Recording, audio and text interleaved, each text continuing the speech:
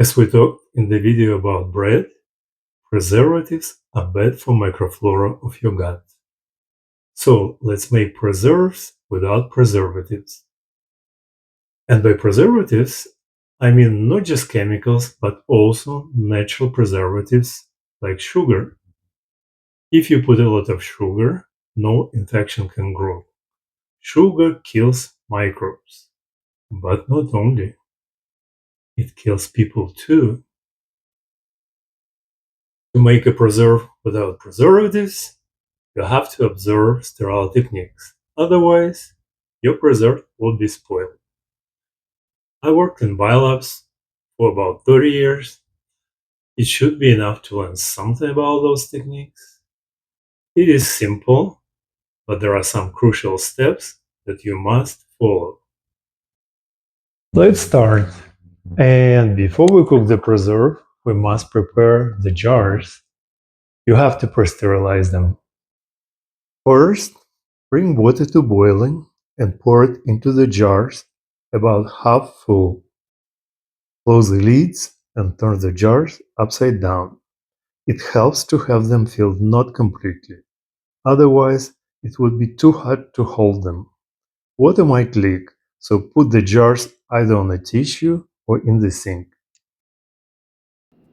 If a leakage happens like this, don't panic, it will stop in a few seconds. Leave the jars for at least 10 minutes until they cool down so that you can hold them, but you can leave them as long as you like. Next, open the lids and pour water away.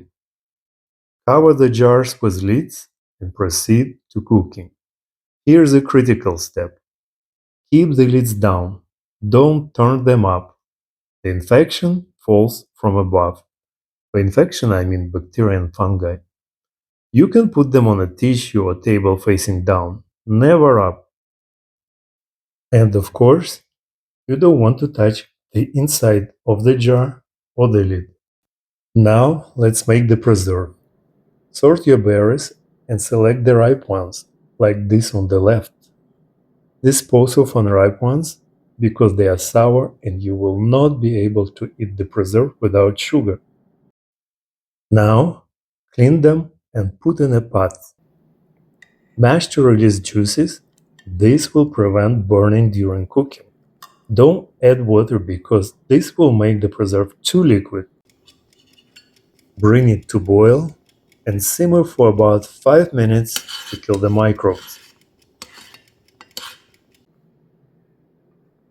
Pour the preserve into the jars right away after boiling, so that the hot preserve will kill any remaining microbes. Cover with lids right away, but don't tighten it so that air can go inside as the preserve cools down.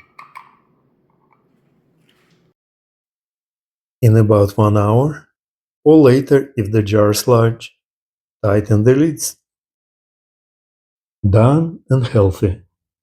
You can store such preservatives either at room temperature or in the fridge. I kept them at room temperature for several months and in the fridge for over a year. No problem. Please let me know if you have any questions and how it worked for you. Thanks for watching.